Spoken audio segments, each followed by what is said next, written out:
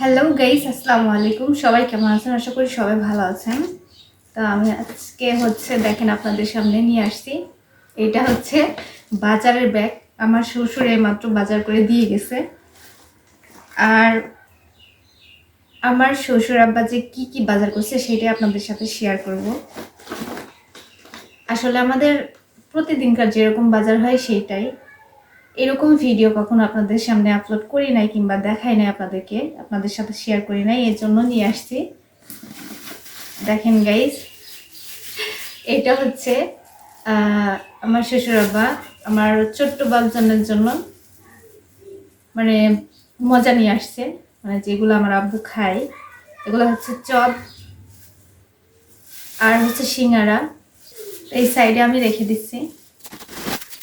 আর এটা হচ্ছে পেঁয়াজি। পেঁয়াজি হচ্ছে আমি পছন্দ করি, যার জন্য নিয়ে আসছে। আর এই তো দেখতে পাচ্ছেন, এইটা হচ্ছে ফুলকপি। এইটাও আমার প্রিয় একটা সবজি। আর গাইস, সামনে যেহেতু শীত চলে আসছে, এই হচ্ছে হাতে মূলা। এটা কিন্তু শীতকালীন সবজি, এখন পর্যন্ত আমরা খাই নাই। তো এই প্রথমবারের মতো আমার শ্বশুর আব্বা এগুলা হচ্ছে কিনে আনছে। আর কি এনেছে, আর এই হচ্ছে গাইস বেগুন।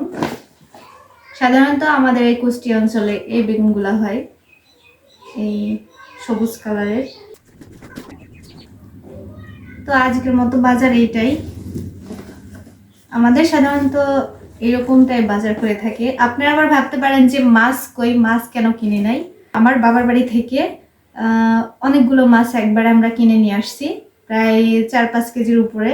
এই জন্য সাধারণত আমাদের এখন বেশ কয়েকদিনের জন্য মাছ কিনতে হবে না, এই জন্য হচ্ছে মাছ কেনা হয় নাই। এই হচ্ছে আজকের মতো আমাদের বাজার। আর গাইস, বর্তমানে যে মানে কাঁচা বাজারের মানে দ্রব্যমূল্যের বলতে গেলে সম্পূর্ণ কিছু যে পরিমাণ দাম, মানে আগুন ঝরছে সব জিনিস দিয়ে। তো গাইস, সামান্য জিনিস আপনাদের সাথে শেয়ার করলাম। আর গাইস, এই যে বেগুন দেখতে পাচ্ছেন, এইগুলা